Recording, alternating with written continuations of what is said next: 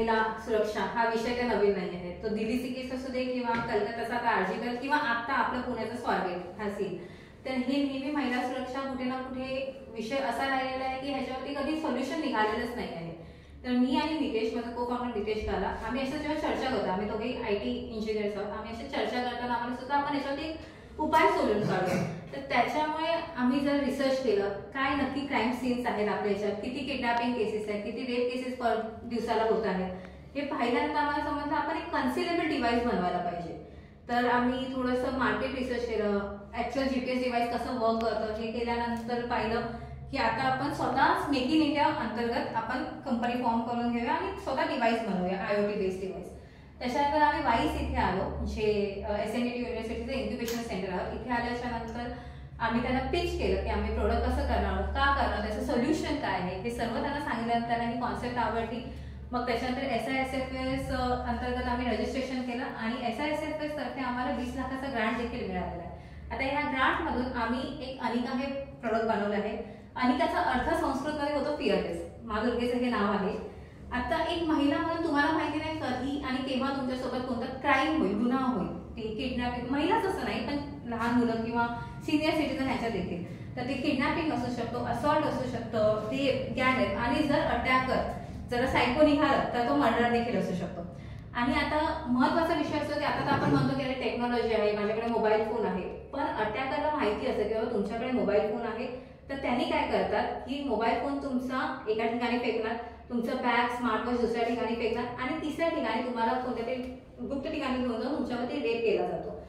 ह्या सगळ्या गोष्टींमध्ये महत्वाचं असतं वेळ, कोणाला तरी बोलवणं किंवा घरच्यांना इन्फॉर्म करणं. तर ह्यासाठी अनिका हे इम्पॉर्टंट आहे. अनिका कन्सिलेबल ह्यासाठी आहे कारण की तुम्ही तुमच्या वॉलेटमध्ये, जीन्समध्ये किंवा इनर वेअर्समध्ये देखील तुम्ही कन्सिल करू शकता.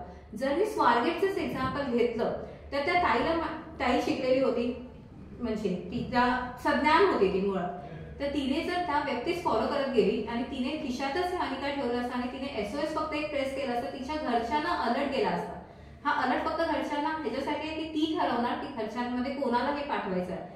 आम्ही ही राईट दिलेली आहे. म्हणून घरच्यांना अलर्ट केलं, सकाळी 5 वाजता माझी मुलगी कधी ना SOS करणारी, आज अलर्ट येतो आहे म्हणून घरचे तर निघालेच असते शोधण्यासाठी कुठे आहे.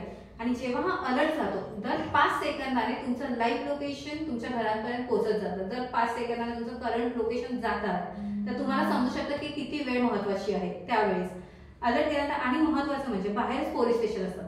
जर आम्ही हे ऍप पोलिसांसोबत इंटिग्रेट केलं तर पोलिसांना देखील कळणार की कोणीतरी SOS केला आणि त्यांनी देखील सर्वे चालू केला असता, त्यांनी देखील सर्च ऑपरेशन त्यांचं चालू केलं असतं.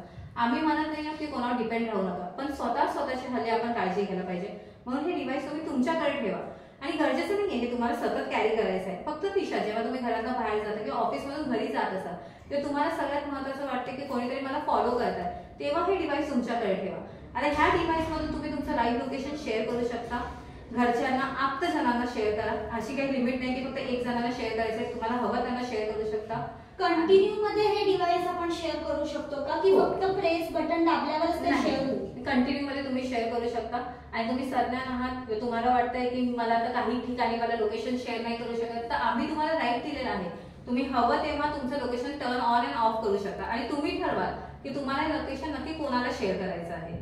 तर त्याच्यामुळे आणि जेव्हा तुम्ही SOS प्रेस बटन द्या, तुम्हाला वाटतं मला कोणीतरी फॉलो करताय किंवा काहीतरी माझ्याबद्दल त्याला सिरियस असं होणार आहे, मला भीती वाटते, तेव्हा SOS प्रेस करण्याचं गरजेचं आहे. बाकी तुम्ही नाही प्रेस केलं तुमचं लोकेशन तसंही तुमच्या घरच्यांना पोहोचत राहणारच आहे. आता माझी आई आहे जिच्याकडे ती सतत मोबाईल फोन नाही बघत आहे किंवा काही ती कुठे बाहेर जाते, मला नजर ठेवायची, मी तिच्याकडे हे नेहमी डिव्हाइस ठेवून देईन, तिच्या पाकिटमध्ये ठेवेन किंवा ऑफकोर्स ती घरातून बाहेर जाते तर पाकिट तर घेऊन जाणारच आहे, तिच्या पाकिटात ठेवून. आणि आम्ही असं कुठेही स्पेसिफाय नाही केलं की तुम्ही फक्त 15 मिनिटासाठी 20 मिनिटासाठी, तुम्हाला हवं तेवढ्या टायमासाठी तुम्ही तुमचं लोकेशन ठेवू शकता. आणि महत्वाचं असतं पॅनिक मोडमध्ये जेव्हा तुम्ही आता हे कन्सिलेबल ह्यासाठी पण बनवलेलं आहे. आता पॅनिक मोडमध्ये तुम्ही तुमचा मोबाईल फोन ऑपरेट नाही करणार ना की नक्की काय तुम्ही आता मोबाईल फोन मधून SOS आहे, तुम्हाला हवं तर तुम्ही चेक करू शकता. तुम्ही अँड्रॉइड वापरा किंवा आयफोन वापरा, तुम्ही ट्राय करा की SOS आपल्याला खरोखर अलर्ट जातोय की. आणि सगळ्यात महत्वाचं SOS हा किती जणांनी आपल्या घरातल्यांना कॉन्टॅक्ट लिस्टमध्ये ठेवलेलं इमर्जन्सी कॉन्टॅक्ट ते आधी चेक करा. असं नसल्यामुळे म्हणून आम्ही हे असं डिव्हाइस बनवलेलं आहे. पण यामध्ये आपण जर बघितलं तर किती तासांचा बॅटरी बॅकअप आहे, नेमकं काय आहे, किती वेळ त्याला चार्जिंग करावं लागतं, काय त्याचं नेमकं कॉस्टिंग होतं?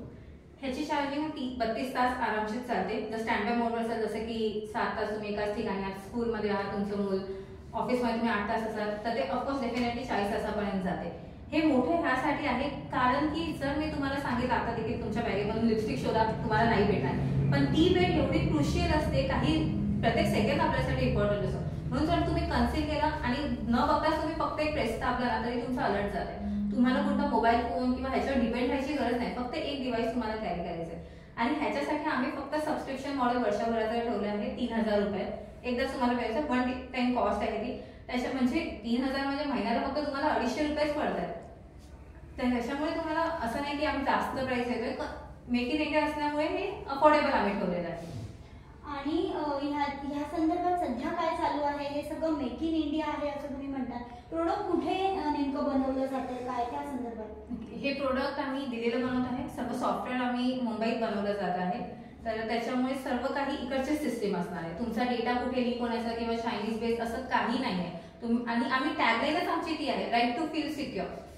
त्याच्यामुळे तुमचा डेटाही सुरक्षित आहात आणि तुम्हीही सुरक्षित.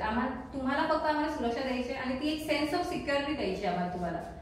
तर तू म्हटलं जिओ फेन्सिंग, ते नेमकं काय आहे जिओ फेन्सिंग? जिओ फेन्सिंग मध्ये कसं असतं, आता माझ्या मुलासाठी माझी शाळा महत्वाची आहे, तो एरिया महत्वाचा आहे किंवा घर महत्वाचं आहे. आता ऍज अ पेरेंट्स कसं असतं, काही पेरेंट्स मीटिंग्स मध्ये बिझी असल्यामुळे ते सतत चेक नाही करतात.